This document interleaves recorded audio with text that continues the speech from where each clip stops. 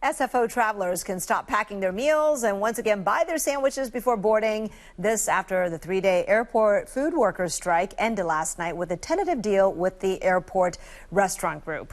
Our media partner, the San Francisco Standard, has a new article taking a close look at the battle and what the workers won. Joining us live now is SF Standard News editor Joe Byrne. Joe, good to see you.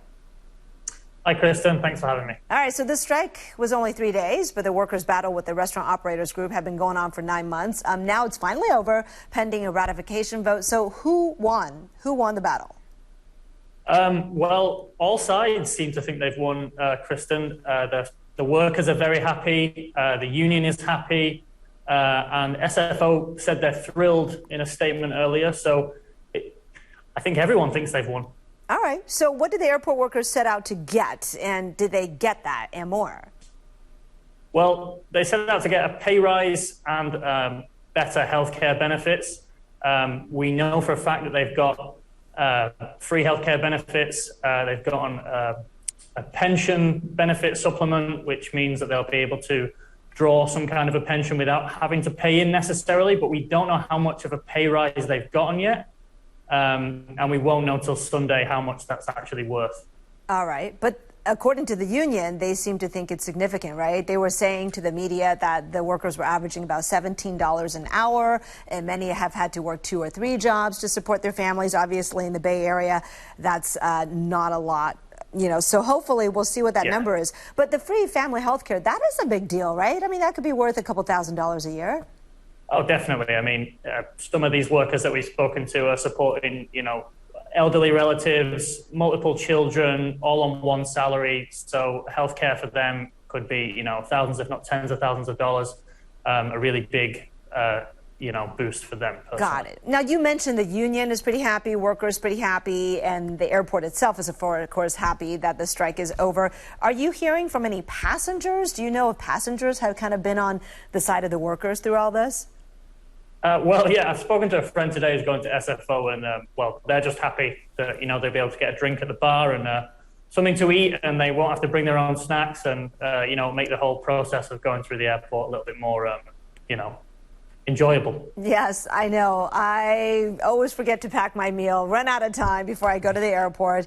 I do want to wonder, though, about the cost. It has to come from somewhere. So if the restaurant group has to pay more for labor, does that mean that they're making enough money they can afford to do that? Or do you think they'll pass it down to travelers in the form of maybe $1 more for that sandwich? We don't know anything concrete yet. I mean, that certainly could happen. If you were at the airport today, I wouldn't expect to see that to have happened already. You might just encounter sort of a happier bartender or food server. It remains to be seen what will happen with that. What I can tell you is that concessions over the last financial year were worth about $56 million to the airport. So it is quite a large chunk of money to the airport. So that there's money to play with there. I would suggest. So we'll see. Okay. Well, look, this is not the only win in the labor column recently. California farm workers are celebrating today. Governor Newsom yesterday signed a bill that will allow them to take unionization votes by mail. Does it seem like labor has been on a roll? Yeah, definitely. Not just in California, all across the country. I know in San Francisco we've had the Starbucks, the first Starbucks to unionize, and this win at the airport. It definitely seems like there's been a big push across the country. And any reasons that we can surmise why that is happening? And union favorability seems to be up too.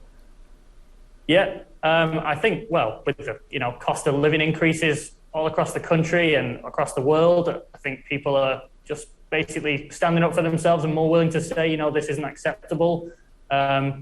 We need to be paid more as everything seems to be costing more. So I think that's probably got a lot to do with it. Right. All right. When are they taking that ratification vote on the deal? That's going to be on Sunday. So we'll know Sunday night or Monday morning exactly how much of a pay rise they've gotten, according to the union. We expect that to go through.